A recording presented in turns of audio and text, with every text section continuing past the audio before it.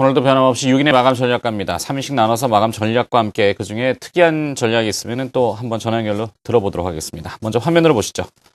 와운의 박동기 전문가입니다. 코스피는 관망, 재정절벽 합의 안도랠리가 있긴 합니다만 증권주 주도로 2100 돌파를 향후에는 이루어질 것이다. 하지만 지금은 관망이다. 이렇게 했군요. 코스닥 IT 부품주에 대한 비중을 늘리겠다고도 덧붙여서 마감 전략 보내왔습니다. 윤종빈 전문가는 중소형주에 대한 강세가 지속될 것이다.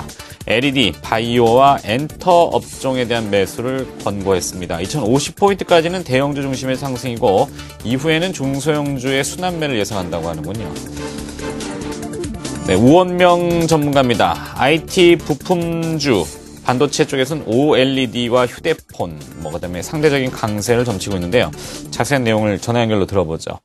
유진투자증권 잠실지점의 부지점장입니다. 우원명 부지점장 연결합니다. 안녕하십니까? 네, 안녕하십니까? 네, 오늘 마감 전략, 내일 시장 전망을 어떻게 하고 계십니까?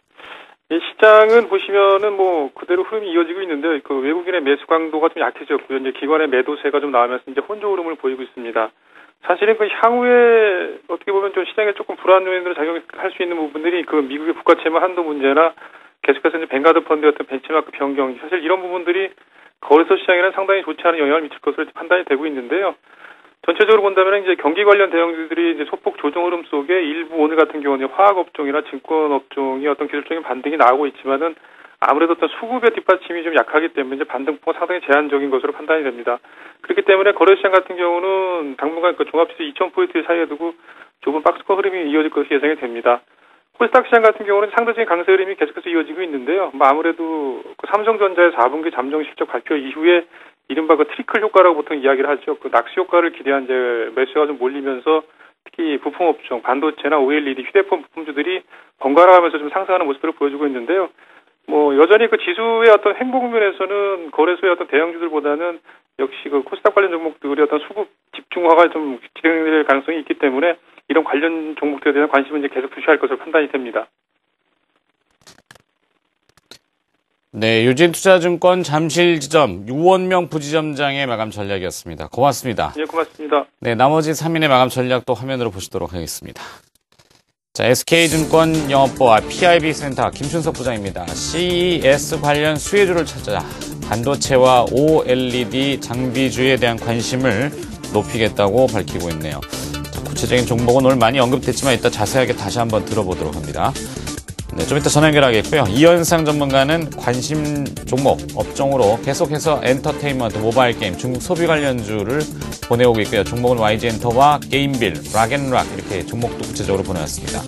김우신 전문가는 외국인 투자자와 기관 투자자, 어제 똑같네요. 네, 기관 동반 순매수 관심 종목. 네, 그래서 OCI, 고려아연, 한국전력, 락앤락, 대운조선해양 종목이 좀 많습니다. 서울반도체와 게임빌, 네페스, 호롱생명과학과 파라다이스까지 보냈군요.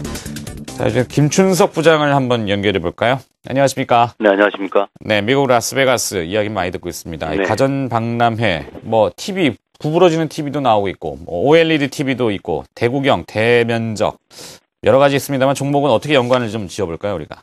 네, 지금 앵커께서 말씀하신 것처럼 라스베이거스에서 열리고 있는 CES에서 가장 지금 관심을 받고 있는 게 울트라 HD TV하고 OLED TV입니다. 특히 어제 삼성전자와 LG전자가 구부러진 곡선형 OLED TV를 내놓으면서 OLED 관련주가 부각이 되고 있는데요. 곡선형 OLED 같은 경우는 플렉서블 디스플레이로 가는 초기 단계로 인식되기 때문인 걸로 보입니다. 그래서 OLED 관련 부품주가 대부분 있는 코스닥 쪽이 상당히 좋은 모습을 보이고 있고, 현재도 SFA라든가 LB세미콘이라든가 이런 종목들은 상당히 그 강한 상승세를 보이고 있습니다. 그래서 향후에 추가적으로 이 OLED 관련주라든가 반도체 장비 관련주 쪽으로는 계속해서 관심을 가지셔야 될 것 같다는 생각이 들고 있습니다. 아시는 것처럼 내일은 올해 첫 옵션 만기일입니다. 즉 프로그램 매물을 나올 수 있는 매수 차익장과 상당히 쌓여 있어서 우리가 큰 상황이긴 한데요. 중요한 부분 자체는 지난 연말부터 이어졌던 외국인의 매수세가 꾸준하게 이어지고 있어서 이게 큰 폭의 어떤 그런 하락은 있지 않을 것이다라는 생각이 주를 이루고 있는 상태입니다. 하지만 어찌됐든 간에 지금 그동안 거래세를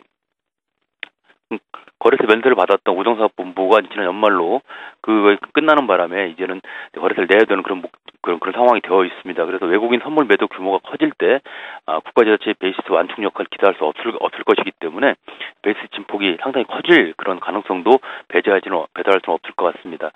이런 여러 가지를 봤을 경우에 내일장이 있어가지고는 일단 대형주 쪽보다는 코스닥 쪽이 계속 유망해질 것 같고요. 모두에서 말씀드린 것처럼 일단 CS 관련된 OLED 장비 쪽으로 일단은 좀 관심 가지시는 게 좋을 걸로 생각이 듭니다. 이상입니다. 네, SK증권 영업부의 김춘석 부장 마감 전략도 들어봤습니다. 고맙습니다. 네, 감사합니다. 네, 지금까지 6인의 마감 전략이었습니다.